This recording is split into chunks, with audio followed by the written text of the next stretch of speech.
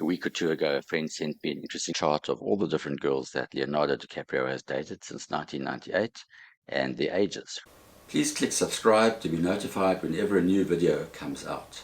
And as his friend pointed out to me, you could actually draw a trend line across the top of these ages. Remarkably, he hasn't dated a girl older than 25 years of age.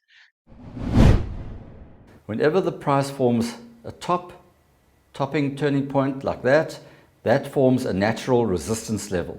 There's a reasonably good chance the price may well be repelled down. Here we have a nice resistance level over here. If the price got right to that line or within touching distance and then moved down. The way to trade resistance is if the price comes to a prior resistance level, you can sell short if you see it moving down off that level. Interesting, I should just add that the same friend called me 2 days ago to say that, guess what, Leonardo DiCaprio is actually dating someone who's 27 years old right now.